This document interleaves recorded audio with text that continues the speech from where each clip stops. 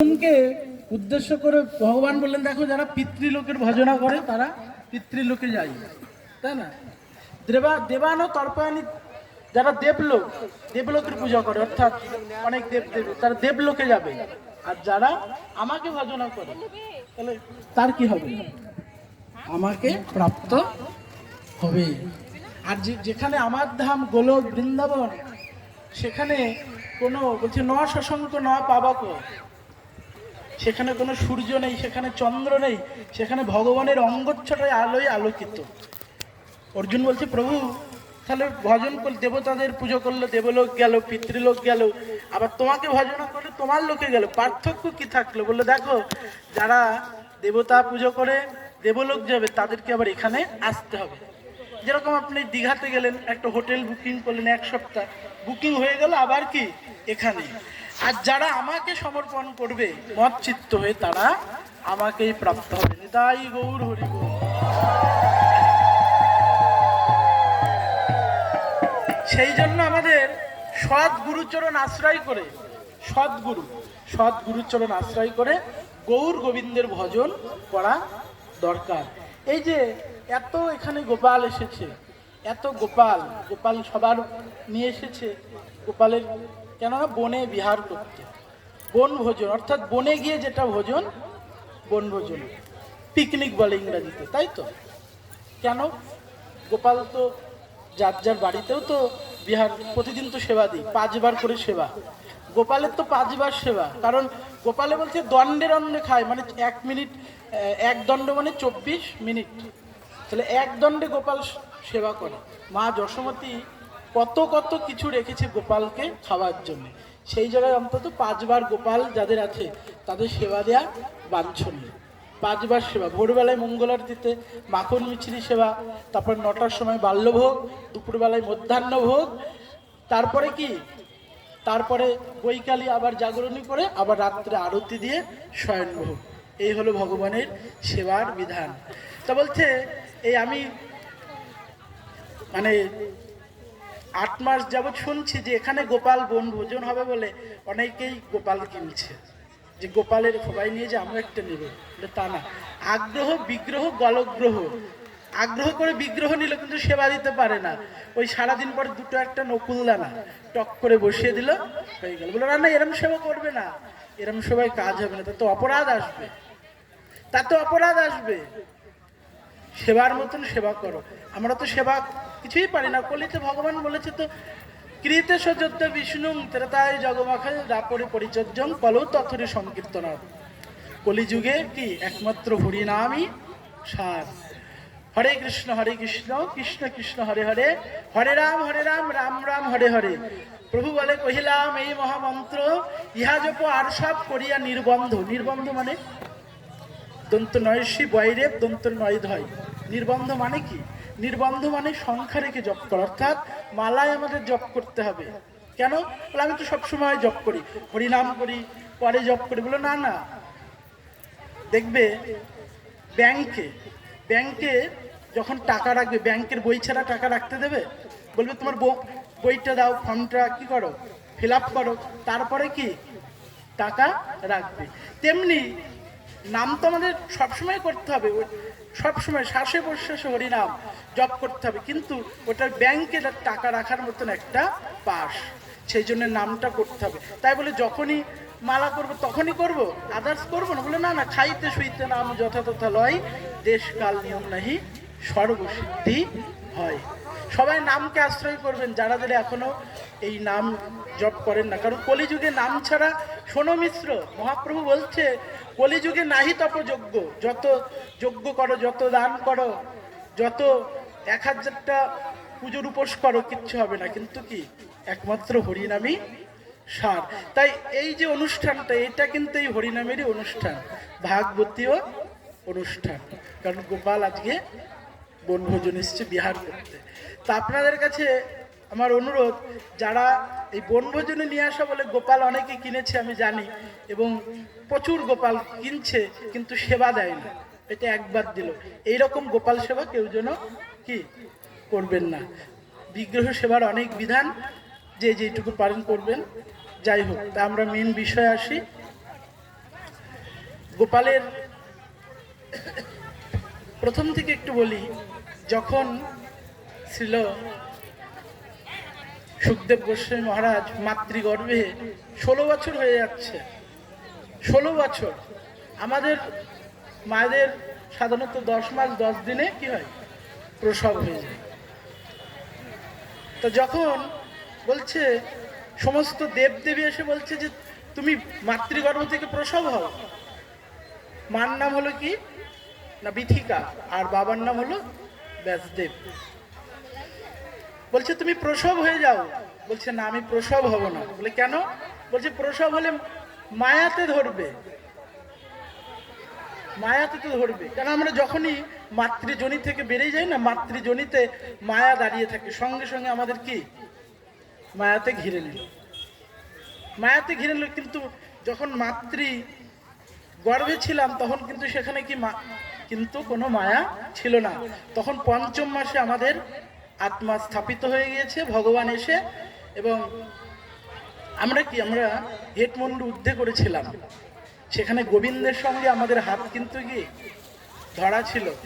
আর গোবিন্দ তখনই আমাদেরকে একটা মন্ত্র দিয়েছে। কি মন্ত্র? ওং মন্ত্র।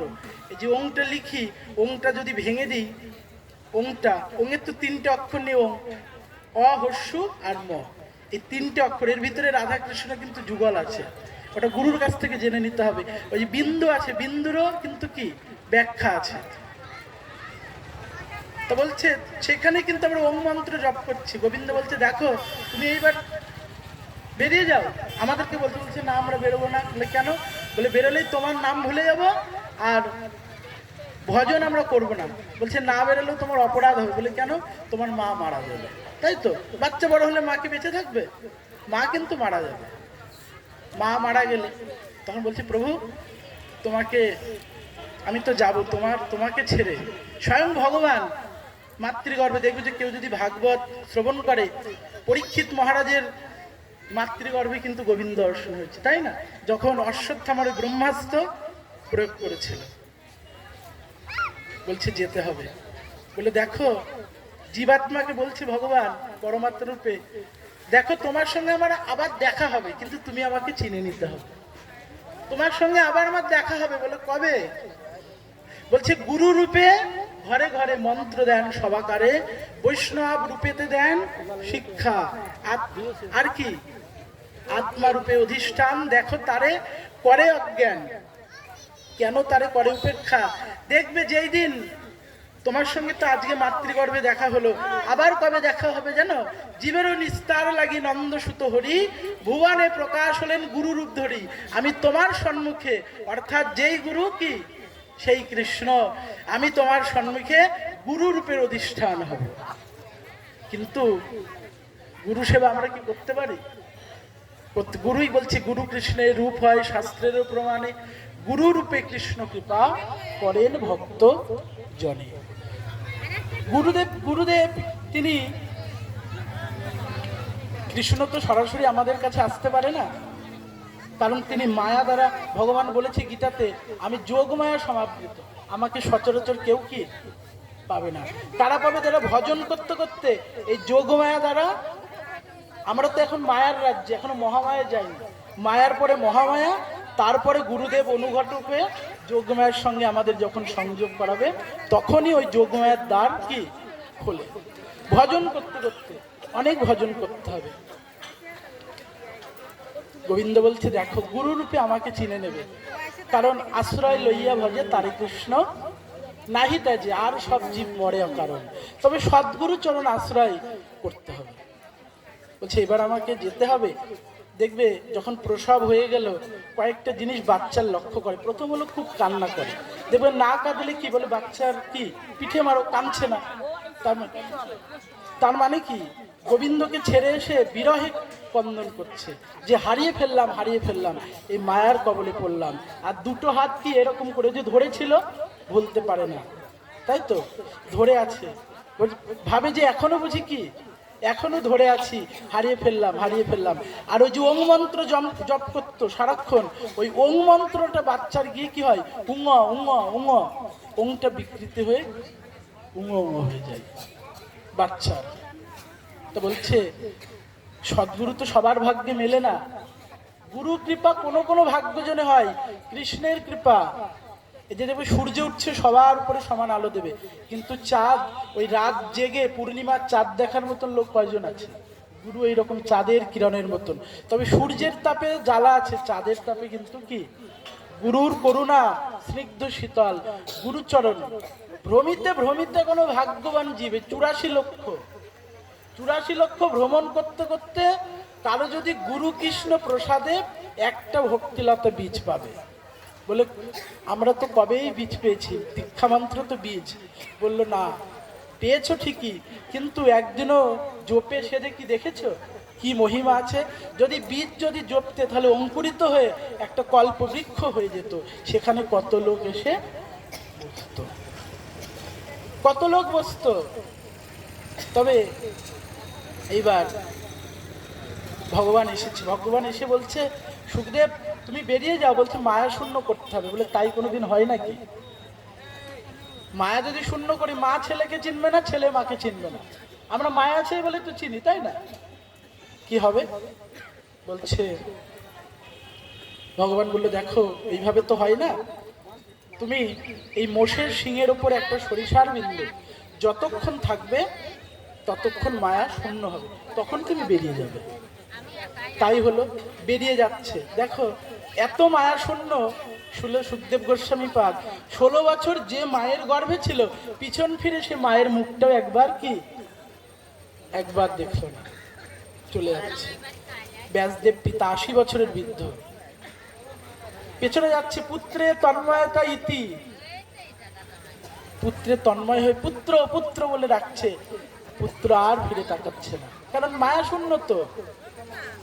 যাচ্ছে, যখন গেল সরোবরে নারীরা স্নান করছিল উলঙ্গ অবস্থায়, 16 বছরের যুবক চলে গেল, লজ্জা নিবারণ করলো না। বৃদ্ধ 80 বছরের পিতা গেল, লজ্জা নিবারণ করছে। বৃদ্ধ পিতা বলছে কি, আমার 80 বছরের আমি বৃদ্ধ, আমাকে দেখে লজ্জা লাগছে, আর আমার 16 বছরের যুবক পুত্র গেল, তাকে দেখে বললো তার কাছে কি পুরুষ কি নারী কি কোনো কিছু, কোনো তো মায়া তাকে স্পর্শ করতে পারে না, কিন্তু তোমার এখনো সেই ভেদ জ্ঞান আছে। তিনি তো পরমহংস চূড়ামণি। চলে গেল কোথায়? গিয়ে ওই যে ওং মন্ত্র মাতৃগর্ভে পেয়েছে, ওই ওং মন্ত্র ছিল সুখদেব গোস্বামী জপ করছে। এখনো জাতকর্ম সংস্কার হয়নি, অর্থাৎ উপনয়ন হয়নি, চূড়াকরণ হয়নি, দীক্ষা মন্ত্র হয়নি। ভগবান পর্যন্ত গুরু করেছে, গুরু তো করতেই হবে, তা না হলে ভাগবত যখন ব্যাস আসনে বসবে তখন অধিকার ভেদ হবে, যে দীক্ষা নেয়নি ভাগবত পাঠ করছে, কি উপায় তাকে আবার ফেরাবো? ভগবানের তো সব লীলা। ব্যাসদেব তো ভগবান, ভগবানের 6টি অবতারের ভিতরে ব্যাসদেব শিষ্যদের শিখিয়ে দিল 2টো মন্ত্র। একটা মন্ত্র সেটাও ভাগবতের শ্লোক, ব্রহ্ম বিমোহন লীলার শ্লোক একটা, ঠিক আছে? ভগবান যে ফিরছে আর ব্রহ্মদেব তখন সেইখানে গেছে, ওই শ্লোক। আর একটা পুতনা যে মোচন, তার একটা শ্লোক, যে পুতনা গোবিন্দকে মারতে আসলো আর পুতনাকে মাতৃপদ দান করলো। এই 2টো শ্লোক শিখিয়ে দিল। বলে কি তোমরা গভীর বনে যাবে তো, তোমাদের ভয় লাগবে, তখন এই 2টো শ্লোক জোরে জোরে উচ্চারণ করবে। এবার ওরা যায়, ওই 2টো শ্লোক উচ্চারণ করে। আর ওখানে ছিল সুখদেব গোস্বামী পাদ, যিনি ধ্যানস্থ হয়েছে, ভীষণ একটা জ্যোতি জ্বলছে, তার কানে গিয়ে ওই শ্লোক কি পৌঁছে তখন দেখো সাধনা ভেদ হয়ে গেল। তিনি সেই ব্রহ্মের সাধনা করত, অর্থাৎ তার সঙ্গে মিশে যাবে 5 প্রকার মুক্তি। আর এবার সেবানন্দে চলে আসলো। সেবানন্দ মানে কি, আমার গোপাল আমি সেবা যে আনন্দ পাই, ঘুম পাড়াই। আর যারা ব্রহ্ম ওং ওং করে তারা ভগবানের সঙ্গে মিশে যায়, তাদের সেবার কোনো আনন্দ কি থাকে না। আর আমরা এই যে যদি ভজন করি, যে এইখানে যেভাবে সেবা দেবে, নিত্য বৃন্দাবনেও কিন্তু সেই সেবা দেবে।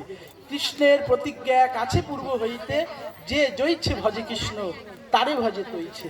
যে আমাকে এখানে যেমন ভজন করবে, নিত্য বৃন্দাবনে তাদের দেহ রাখার পর তারাও ওই স্বরূপ প্রাপ্ত হবে। নিতাই গৌর হরি বলছে। যখনই ওই শ্লোক কর্ণ কুহবরে গেছে তখন পাগলের মতন করছে। দেখেছো কত ভক্তি। আমাদের কি হয়, গৌরাঙ্গ বলিতে হবে পুলক শরীর, হরি হরি বলিতে নয়নে ববেনীর। কই এতবার তো গৌরাঙ্গ বললাম, কোনোবার তো চোখ দিয়ে জল বেরোলো না। আর একবার নাম শোনা মাত্র কি ছটফট করছি বিরহে, কোথায় কৃষ্ণ, কোথায় কৃষ্ণ, কোথায় গোবিন্দ। কত উচ্চস্তরে ভক্তি। আর কতবার তো গৌরাঙ্গ বলছি, কতবার বলছি কৃষ্ণ তোমার, একবারও চোখে জলও বেরোচ্ছে না, হচ্ছে না। কারো মানে কি? তার মানে অপরাধ আছে প্রচুর। কৃষ্ণ পীতাঙ্কুরের না জন্মল অঙ্কুর, এত অপরাধ আছে। অঙ্কুর কি অঙ্কুরিত হচ্ছে না, তবে কি ছেড়ে দেবো? বলে না না, এই হরিনাম করতে করতে চিত্তরূপী দর্পণ, মহাপ্রভু বলছে নাম করো, চেত দর্পণ মার্জনং ভব মহাদাবাগ্নি নির্বাপনং শ্রেয় কৈরব চন্দ্রিকা বিতারণং বিদ্যা বধূ ভূষণম। কি হবে? চিত্তরূপ দর্পণ মার্জন হবে। আরো আছে মহাপ্রভুর শিক্ষা অষ্টকম শ্লোকে। তো যখন ছটফট করছে ছিল সুখদেব গোস্বামী পাদ, করতে করতে ওই যে বালকের কাছে এসেছে, বলো আরো শ্লোক বলো। বলছে আমরা তার জানি না। কে জানে? আমাদের গুরুদেব ছিল ব্যাসদেব। ব্যাসদেবের পিছন পিছন চলে আসছে। ব্যাসদেব বলছে বিথিকা দেখো, তোমার পুত্র আজকে আসছে।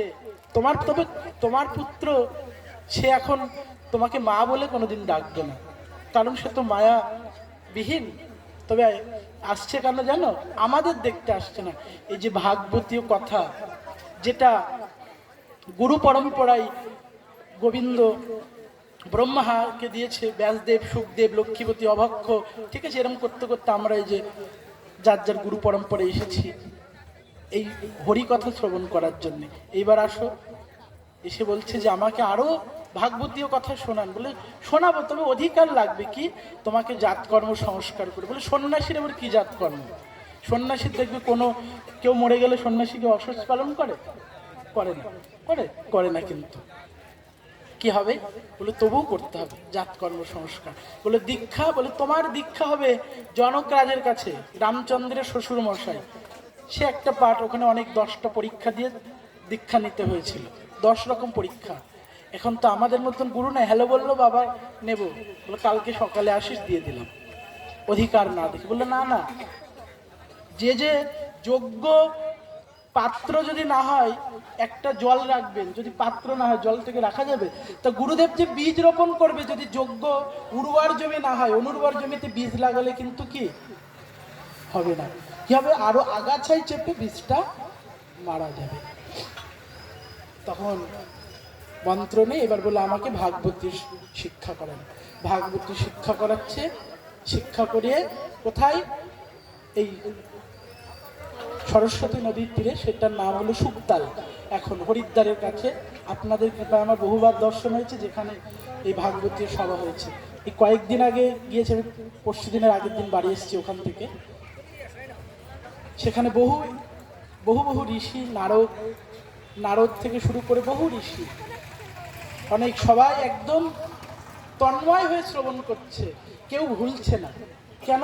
তবে আমরা শুনি ভুলে যাই কেন? আমরা কিন্তু মন দিয়ে কেউ কি শুনি না, সেই জন্য ভুলে যাই। কেউ যদি মন দিয়ে শ্রবণ করে কি ভুলবে না, কারণ আমাদের দেহ থাকে এখানে, কিন্তু আমাদের চিত্ত থাকে অন্য জায়গায়। যখন ভাগবতে, যখন ওই ধুন্ধুকারীর প্রসঙ্গে উদ্ধার করে দিল গোকর্ণ 7 দিন পাঠ করে উদ্ধার করে দিল, তখন দেখছি একটা রথ এসেছে ধুন্ধুমানের জন্য। গোকর্ণ বিষ্ণুযুদ্ধের জিজ্ঞাসা করছে, কত লোক তো শ্রবণ করলো, তবে কেন একার জন্য আসলো? বলে সবাই বসেছিল, কেউ কিন্তু শ্রবণ করেনি, শুনেছে। শোনা, শ্রবণ করা কিন্তু কি, শ্রবণ করলে হৃদয়ে আঘাত লাগে, শুনলে এখান দিয়ে ঢোকে, এখান দিয়ে বেরিয়ে যায়। তবে শোনা ভালো, শুনতে শুনতে একদিন হৃদয়ে ঢুকবে। আর যারা শোনে না, বলছে টানা করে ছিদ্র সম, তাদের কর্ণ শুধু ছিদ্র, টানা করে ছিদ্র সম। বলছে বুঝে বা না বুঝে কেহ, শুনিতে শুনিতে সেহ, কি অদ্ভুত চৈতন্য চরিত্র, কৃষ্ণ উপজয় প্রীতি, বুঝিবে রসের রীতি, শুনিলেই হয় বড় হিত। কেউ যদি শ্রবণ করে, বুঝতে হবে না, জানতে হবে না, এই যে নামরূপী ভগবান সবার হৃদয়ে প্রবেশ করছে, এটাতেই কল্যাণ হয়ে যাবে। তা আজকে 10ম স্কন্ধে আমাদের 12 স্কন্ধ তো শ্রীমদ্ ভাগবতমের 18,000 শ্লোক, তবে সব শ্লোক পাওয়া যায় না। আজকে বনবিহার করছে, রামকৃষ্ণ দুইজন বনে গেছে, বনে বিহার করছে।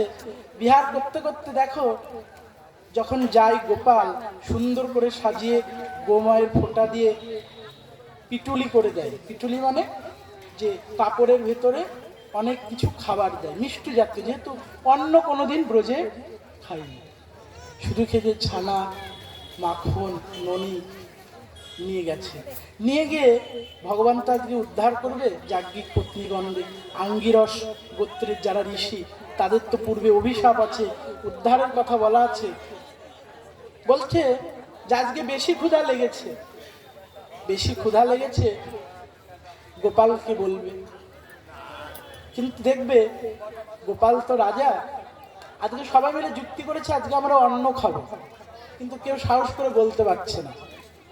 কিন্তু আমাদের বটু মধুমঙ্গল যোগমায়ের নাতি ছেলে, শান্তিপুনি মুনির পুত্র, বটু তো ব্রাহ্মণের ছেলে। শ্রীমদ্ ভাগবতে বললে দেখো কি প্রেম, যে বটু প্রতিদিন যেত সখার ভিতরে ধরলো, সেই বটুর কোনো গাভী ছিল না জানেন। যে বটু গোবিন্দের সঙ্গে সকাল হলেই রাত্রিরে বাড়ি আসতো, তার একটাও গাভী ছিল না। তুমি যেত কেন? ওই গোবিন্দের সঙ্গে বিহার করবে বলে, তার রূপ দর্শন করবে, কথা শ্রবণ করবে, সেই জন্য যেত। কিন্তু তার কোনো গরু ছিল না, সে যেত। যখন প্রতিদিন বটু গোবিন্দের চরণে চোখের জল দিয়ে বলতো, দেখো যে আমার তো কোনো গরু নেই, তবু কেন আসিস জানিস ভাই কানাই? ওই তোর ওই বদন দেখলে কি হয়, যত জ্বালা সব আমার দূরীভূত হয়ে যায়। আর বাড়িতে থেকে মা বলে যে আমাদের তো গরু নেই, তবে যাবো কেন? তুই যাস কেন? গরু নেই কেন? তবে অনেকে কাজে যায়, আমরাও গিয়ে বসে থাকি। মাঠে যাস কেন? আমাদের তো মাঠে ফসলও নেই, গরু নেই, তবে কেন যাই জানিস? ওই কানাইকে দেখার জন্য। কানাইকে দেখার জন্য যাই, তোকে এক দণ্ড আমাদের ছেড়ে থাকতে কি ভালো লাগে না। তো বটু গিয়ে বলছে, বটু কহে ভাই অন্ন খেতে চাই, যদি খাওয়াইতে পারো তবে সুখ ভাই দুঃখ দূরে যায়। বটু বলছে গিয়ে, কানাই আজকে অন্য কিছু না, আজকে অন্ন খাবো। গোবিন্দ বলছে, বনমাঝে বনমাঝে অন্ন কোথায়? এই বনের মাঝে কারো বাড়ি নেই, ঘর নেই, সে অন্ন তো আবার ব্রজে গিয়ে খেতে হবে, গোকুলে। বলছে না, তুই নাকি ভক্তবাঞ্ছা কল্পতরু, যে তোর কাছে যা চাই তুই নাকি নিমেষে তাকে দিতে পারিস। তা এই ভগবান কারো কিছু কি অভাব রাখে না, তবে আমাদের অত অভাব কেন জানো? আমরা ভগবানের কাছে চাইতে পারি না, তাই চাওয়াটা ঠিক করো। গোপীগণ বলেছিল যে কিচ্ছু চাই না, শুধু কি তোমাকে চাই, তোমাকে চেলে তোমাকে যদি পাই এই জগতের সবকিছু পাওয়া হয়ে যাবে। নিতাই গৌর হরি বল। তোমাকে যদি আমরা পাই আর কিচ্ছু কিচ্ছু যাবে না। সেই জন্য তো ঋণী হয়ে গেল গোবিন্দ সেই গোপীদের কাছে, কারণ কিছু চাই না। আর আমরা কি করি? মহাপ্রভু বলেছেন যে ন ধনং ন জনং ন সুন্দরীং কবিতাং বা জগদীশ কাময়ে মম জন্মনি জন্মনীশ্বরে ভবতাৎ ভক্তি রহিত কিত্রয়ী। না ধন চাই, না জননী চাই, কিচ্ছু চাই না, শুধু এ জন্মে না যতবার জন্ম দেব তোমার ওই চরণ যুগলে আমাদের অহৈতুকী ভক্তি থাকে। অহৈতুকী মানে সেখানে কোনো স্বার্থ থাকবে না। আমরা তো চাই আর বলি এ দাও এ দাও সে দাও, বলি এটা অহৈতুকী ভক্তি না, এটা কৈতব প্রধান। কৈতব মানে ছলনা। যদি যদি আমরা ভগবানের কাছে চাইতে পারতাম তাহলে কি অনেক কিছু পেতাম, কিন্তু চাইতে জানি না। তো আজকে বলছে ভাই অন্ন খেতে চাই, কিভাবে? যখনই বলেছে বলে দেখো এই বন মাঝে মুনিগণ যজ্ঞ করছে, তারা মুনিগণ যজ্ঞ করছে, আঙ্গিরস গোত্রের মুনিগণ, সেখানে যাও। শ্রীরামকে বললো যাও অন্ন দেবে, বলবে রামকৃষ্ণ অন্ন চাইছে। যখনই এসে দেখছে যজ্ঞ হচ্ছে, যজ্ঞের কত মন্ত্র বলছে, কত কত রান্না হচ্ছে, কত যারা যজ্ঞ করছে। যজ্ঞটা কেন করছে? ভগবান গীতাতে বলেছে সর্বলক্ষ মহেশ্বর, যা কিছু যজ্ঞ করবে সবই তো কি ভোক্তা আমি, সমস্ত যজ্ঞের ভোক্তা আমি। যা কিছু করবে অনুষ্ঠান, কিন্তু করছে কাদের জন্য? রামকৃষ্ণের জন্যই করছে। কিন্তু কৃপা হতে গেলে যে বললাম যোগমায়া দ্বারা আবৃত থাকে। গিয়ে বলছে দেখো বনমাঝে আমাদের ভাই আছে রাম কানু, রাম মানে বলরাম, কানু মানে কানাই, তারা অন্ন খাবে, অন্ন প্রসাদ পাবে। দেখে বলছে যে ব্রাহ্মণের অগ্রে আগে খাবে রাখাল, গরুচরণ রাখাল। এখনো যজ্ঞ সম্পন্ন হয়নি, তখন তৃতীয় প্রহর হয়ে গেছে, এখনো যজ্ঞ সমাপন হয়নি, ব্রাহ্মণরা ভোজন করলো না। এই যে এখন ভোগ, ভোগ লাগার আগে কাউকে কি প্রসাদ দেবে? কাউকে কিন্তু প্রসাদ দেবে না। সবার আগে ভোগ লাগবে, বৈষ্ণবরা পাবে। বৈষ্ণব পেলেই তো, ভক্ত পেলেই তারপরে কি হয়? মহা প্রসাদ হয়। গোবিন্দ পেলে হলো কি? প্রসাদ। আর তারপরে গুরু বৈষ্ণব, এই যে সর্বস্বামী চিত্রপট রাখা আছে গুরুদেব, তারা পেলে হয় মহা প্রসাদ। তারপরে সেই মহাপ্রসাদ আমরা সবাই পাবো। এখনো যজ্ঞের সম্পন্ন হয়নি, প্রসাদ কি করে দেবে? অপমান করলো, রাখাল গরু চড়াই বিভিন্ন ভাবে অপমান করলো, কানে আঙুল দিয়েছে। আর এখন আমরা কি জানেন? এখন আমরা আমাদের নিন্দা করি, আমরা আমাদের নিন্দা করি। দেখবে আমরা আমাদের নিন্দা করি, কিন্তু যেই গোপালের নিন্দা করলো সবাই কি কানে আঙুল দিল, বললো না না শুনতে পাচ্ছে না, গোপালের নিন্দা শুনতে কি পাচ্ছে না। কিন্তু ধর্ম কত মানে পার্থক্য হয়ে গেছে। এখন আমরা আমাদের নিন্দা করি, কত লোক নিন্দায় মত্ত। কিন্তু না না, নিন্দা করলে ভক্তি কি হয়? সেই বীজ কোনোদিন অঙ্কুরিত হয় না। আমরা নিন্দা, তার কারণ কি? আমাদের হৃদয় তো একদম মানে এত অপরিষ্কার যে শুধু নিন্দাটাই আমাদের কি বের হয়, ভালো কিছু কিন্তু হয় না। মানুষের ভালো দিকগুলো আমরা নিতে পারি না, তাদের দেখবে খুঁজে খুঁজে কোথায় কোনটা ছিদ্র সেটাকে আমরা বড় করে ধরি, কিন্তু তার যে অনেক গুণ সেটা কিন্তু আমরা বলি না, এইটাই। আর কিন্তু আজকে যারা সখাগণ তারা সবাই কানে আঙুল দিচ্ছে, না না আমরা গোবিন্দের নিন্দা শুনতে পাচ্ছি না। এর আগে আমাদের প্রাণ কেন চলে গেল না? যে গোপালকে আমরা এত ভালোবাসি তার নিন্দা এইখানে শুনতে হলো, এর শোনার আগে আমাদের প্রাণ গেল না কেন? ফিরে চলে আসলো, বললো কানাই তুই এমন জায়গায় পাঠিয়েছিস, যাবো না। বলে কেন? সেখানে গেলে তোর নিন্দা শুনতে হয়, যেখানে গেলে তোর নিন্দা শুনতে হয় সেখানে আর যাব না। বলে কেন যাবি না? মহাজন কি বলেছে জানিস? যে যদি কৃষ্ণ ভজন করতে গিয়ে কেউ যদি অপবাদও পায়, সেই অপবাদ আশীর্বাদ হয়ে সেই অপবাদই অলংকার। নিতাই গৌর হরি।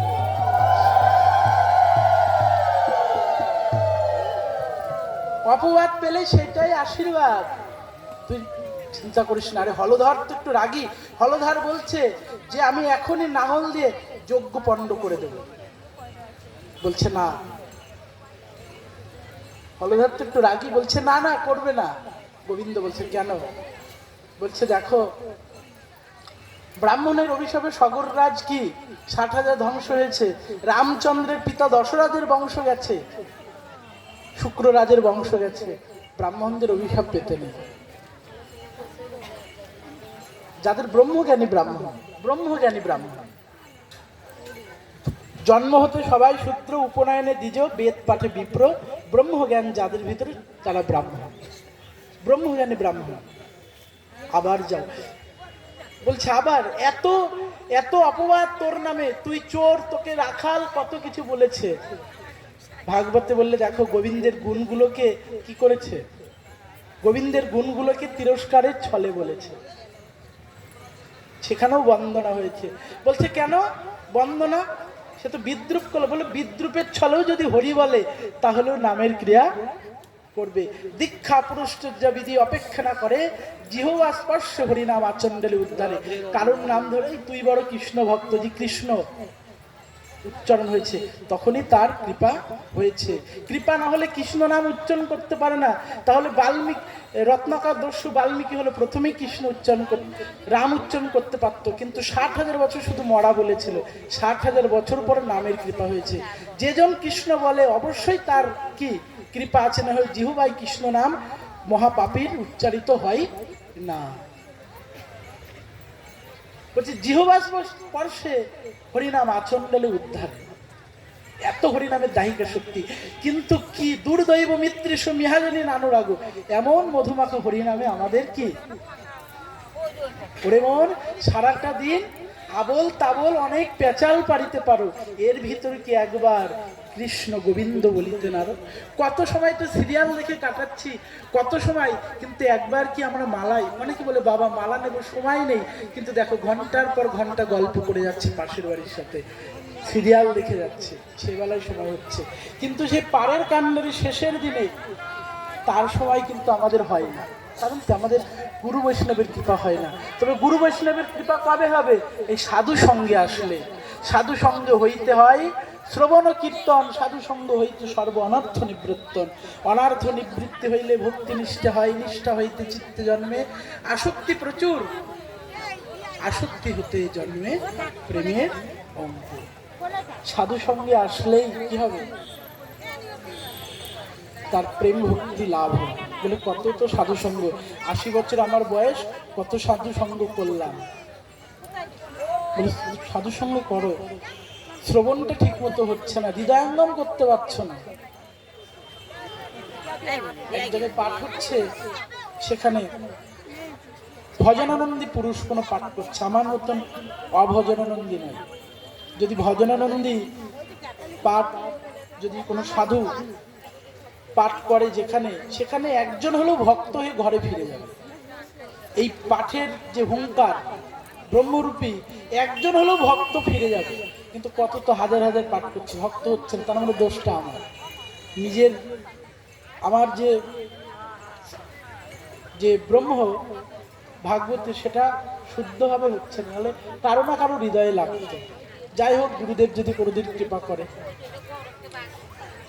একজন শ্রবণ করছে, বহু লোক এই যে শ্রবণ করছে, বহু লোক রাস্তার ধারে, রাস্তা দিয়ে রাজকুমার যাচ্ছে, রাজকুমার দেখছে এত লোক, আমি যে রাজকুমার যাচ্ছি, কত বাজি বাজনা, কত কিছু নেই, আমার দিকে কেউ তো তাকাচ্ছে না, সবাই ওই দিকে কি হচ্ছে একটু দেখি তো। 2 মিনিট দাঁড়িয়ে শুনছি, কি শুনলো? দুটো কথা, যে এই মনুষ্য জন্ম আমরা কেন এসেছি? হরিভজন করার জন্য। আর হরিভজন করতে গেলে প্রথমে শ্রী গুরুচরণে কি আশ্রয় করতে হবে, কারণ তিনি সংসার দাবানল থেকে উদ্ধার করতে পারেন। সংসার দাবানল নিরল ত্রাণায় কারণ্য ঘন ঘনত্তম প্রাপ্তস্য কল্যাণ গুণার নবস্য বন্দে শ্রী গুরু চরণার বৃন্দ। সংসার দাবানল থেকে আমাদেরকে যিনি উদ্ধার করতে পারে, গুরুদেবের তো কষ্ট কম অনেক। বিশ্বনাথ চক্রবর্তী 8টা গুণ লিখেছে গুরুদেবের অনন্ত গুণ। তখন বললে রাজপুত্র হয়ে কি হলো? আমার জন্ম তো সার্থক হলো না, রাজার ঘরে জন্ম নিয়েছে, কিন্তু জন্ম তো সার্থক হলো না, জন্ম হরিভজন করলে সার্থক হবে। আর কি বললো গুরু পাঠক? কি বললো? যে না, সবার আগে গুরুচরণ আশ্রয় করতে হবে। এখন গুরু পাবে কোথায়? এখন তো সব সাজা গুরু, শিষ্য মেলে লাখে লাখে, গুরু মেলা ভার। বলছে গুণ মিলে তো গুরু বানাও, যার গুণ আছে তাকে গুরু বানাও, চিত্ত মিলে তো চেলা। শিষ্যের মনের সঙ্গে যদি মন মিলে তাহলে শিষ্য বানাও, কি মন মিলে তো মিত্র বানাও, মনের সঙ্গে মন মিললে তাকে বন্ধুত্ব করবে, না হলে সেই বন্ধু তোমাকে কি সর্বনাশ করবে। নাহি থাকো একেলা, কবির দাসে একা থাকো। গুণ মিলে তো গুরু বানাও, চিত্ত মিলে তো চেলা, মন মিলে তো মিত্র বানাও, নাহি থাকো একেলা। চলে যাচ্ছে, সব পরিত্যাগ করলো, বলে তোমরা যাও। বলবে রাজকুমার আর কোনোদিন ঘরে ফিরবে না। দেখেন সাধু সঙ্গে, তাহলে যে পাঠক করছিল ব্যাসগুলি কি ভজনানন্দিত, তার পাওয়ার ভজনে, দুটো কথাই রাজকুমারের মন ভুলিয়ে দিল। নদীর ধার দিয়ে চলে যাচ্ছে, একটা সাধুর দর্শন। সাধুকে বলছে, দেখো সাধু আপনি আমাকে দীক্ষা দিন। বলে দেখো বাবা, আমি তো দীক্ষা কাউকে দিই না, আমি তো গুরু নই। গুরু তো যেসে হতে পারে না, গুরু হতে গেলে তোর অনেক গুণ লাগে, তাই তো? ওই যে গুণ মিলে তো গুরু বানাও। তবে ওই দেখো ওখানে এক বাবাজি ভজন করছে, তিনি দীক্ষা দেয়, তার কাছে যাও। তবে কেন? তবে দেখো তত্ত্বের দিকে বলছে, সদ্গুরুর চরণ আশ্রয় গেলে, ভগবান চরণ আশ্রয় গেলে, সাধু সঙ্গ করেছে, তারপরে কি একজন মহতের কৃপা হলো, বলে দিল গুরু ওখানে, তাই তো? মহতের কৃপা বিনা কোনো কার্যে সিদ্ধি নয়। সংসার মানে কৃষ্ণ ভক্তি দূরে রহু, সংসার বাসনা না হয়। মহতের কৃপা না হলে কোনো কিচ্ছু হয় না। মহতের কৃপা হয়ে গুরুর চরণে গেল, বলছে গুরুদেব দীক্ষা দে। বলে কে তুমি? দেখে তো মনে হচ্ছে সাধারণ ঘরের ছেলে নয়। বলে আমি রাজকুমার। বলে তুমি তো হবেই না কোনোদিন। বলে রাজা হলে কোনোদিন কি ভক্ত হওয়া যায় না। ভক্ত হতে গেলে কি হতে হয়? দিন হতে হয়। দিনে বলে কেন? দিনের অধিক দয়া করে ভগবান, দিনকে ভগবান কৃপা করে। ধনী মানি কুলিনের বড় অভিমান।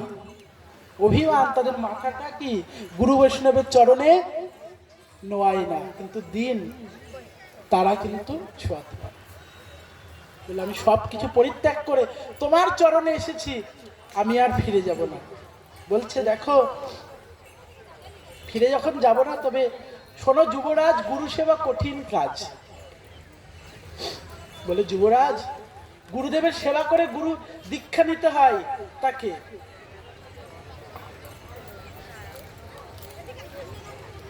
তাকে সেবা করতে হয়।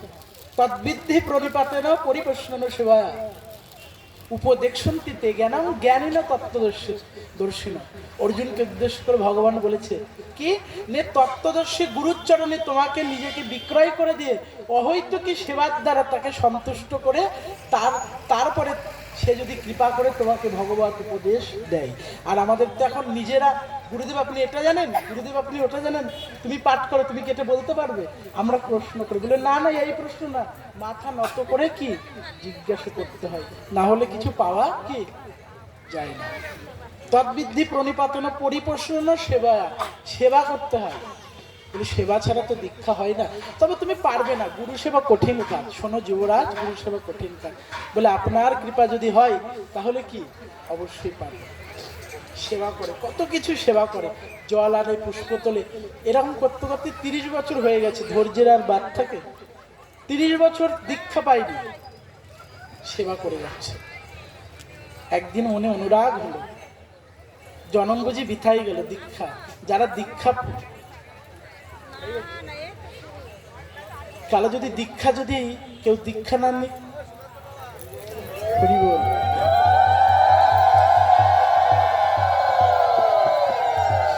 বলছে কি হবে? এবার কি করেছে, সময় হয়ে গেছে আমি বলে দিচ্ছি। যে কলসি নিয়ে জল আনতে যাচ্ছিল, সেই কলসিটা ভেঙে ফেলতে গেছে। কলসির ভেতর থেকে আওয়াজ বেরোলো, দাঁড়াও যুবরাজ। বলে কেন? বলে তুমি তুমি সেবা থেকে বঞ্চিত হলে, তবে আমাকে করবে? স্তম্ভিত হয়ে গেছে, কলসি কথা বলছে, এ কি? বলে তুমি তো এই তো সামান্য কয়দিন করলে, আর আমার? বলে ছিলাম, সংক্ষেপে বলে যাচ্ছে, ছিলাম মাঠের ভেতরে, তারপরে কি কোদাল দিয়ে কেটে আমাকে আনলো, এনে 2 পা দিয়ে আমাকে কি চটকালো, তারপরে এই পৌষ মাসের রাত্রে জল ঢালিয়া দিল মোর গাত্রে, জল দিয়ে চটকালো, কাকড় বের করলো, মানে কি আস্তে আস্তে খাঁটি করছে, নাহলে তো গোবিন্দ সেবা হবে না। তারপরে বলে কর্মের বিপাকে পড়ে গেলাম কুমোরের চাকে, কর্মের বিপাকে যে ঘুরছি 84 লক্ষ। তারপরে কি হলো, আমাকে সুন্দর বাজার করলো, তারপরে জ্যৈষ্ঠ মাসের রৌদ্রে আমাকে পুড়ালো, মানে শুকিয়ে কত রোদ। তারপরে বলে তারপরে গঙ্গনে আগুনে আমাকে ফেলে দিল, কত কষ্ট। বলে তারপরে হাটের মাঝারে নিয়ে গেল, কি থাপ্পড় মারছে, থাপ্পড়ে থাপ্পড়ে পড়ে গেলাম, থাপ্পড়ে মেরে মেরে সবাইকে নিয়ে চলে গেল, আমাকে কিন্তু নিল না কেউ। ভাবলাম যে পরের বৃহস্পতিবারে আবার থাপ্পড়, কিন্তু কি গুরু বৈষ্ণবের কৃপায় তোমার শ্রী গুরুদেব যখন আমাকে স্পর্শ করলো, তখন আমার দেহ পবিত্র হয়ে গেল। নিতাই দেহ ছিল শ্মশান সমান, গুরু এসে মন্ত্র দিয়ে করলো ফুলবাগান। গুরুদেব যেই স্পর্শ করেছে, তখন আমার অপ্রাকৃত দেহ অপ্রাকৃত হয়ে গেল। তারপরে আমাকে যখন কৃষ্ণ সেবায় লাগালো, এই জলন ধন্য হলো। আর তুমি আমাকে কি করলে? আমাকে তুই কৃষ্ণ সেবা থেকে বঞ্চিত করলে। সাষ্টাঙ্গে প্রণাম করছি, কলসি, মাটির কলসি, তোর ভক্তি হলো কিন্তু আমার হলো না। তখন মাটির কলসি থেকে কি হয়েছে, মাটির কলসি থেকে গুরুদেব প্রকট হয়ে আসলো। গুরুদেব প্রকট হয়ে বলে, বৎস বলেছিলাম যুবরাজ, গুরু সেবা কঠিন কাজ, হেরে গেলে গুরু চরণে বলে অপরাধ করেছি গুরুদেব ক্ষমা করো, বলে যাও গঙ্গায় স্নান করে আসো। স্নান করে এসে দীক্ষা মন্ত্র কানে দিল, কানে দিয়ে বললে এবার চোখটি তুমি বন্ধ করো। চোখ বন্ধ করে যেই খুলেছে দেখছে গুরু রাধা কৃষ্ণ যুগল হয়ে দাঁড়িয়ে পড়েছে। তাই আজকে বনমাঝে যখন ফিরে এসে আবার গেল, বললো তোমরা যাজ্ঞিক পত্নীগণের কাছে যাও। যাজ্ঞিক পত্নীগণ তারা বললে আচ্ছা, যার জন্য যজ্ঞ করছে যোগ্য তপবত সেই গোবিন্দ এসেছে খেতে, আর আমরা খেতে দেব না। কারো বাধা শুনলো না, প্রাণ চলে গেল যাদেরকে যেতে দিল না। পলাশের পাতায় অন্ন ব্যঞ্জন করে এসে গোপালকে কি সেবা দিল। আজকে রামকৃষ্ণ বনমাঝে সেবা করলে, সেবা করে বললে আমরা তো আর ফিরে যাব না। বলে যাও, এইবার তোমার দেখবে স্বামীরা ঘরে নেবে। আবার আসলো স্বামীরা, যারা স্বামী তারা সেই নারীদের চরণ ধৌত করে সেই চরণে ফুল দিয়ে সেই নারীদের কাছে কি এখানে ভজনে কিবা পুরুষ কিবা নারী কিছু না বিচারি, পাগল হইয়া মরে। ভজনে কোনো নারী পুরুষ নেই, সবাই সবার প্রণাম্য। ভজনে কি যে যত ভজন তার তত ওজন। তো এইখানে প্রীতম খোল নিয়ে আসো, খোল নিয়ে প্রীতম, মৃদঙ্গ নিয়ে। এইখানে বিশ্রাম রাখছি। পাঠের মাঝে অনেক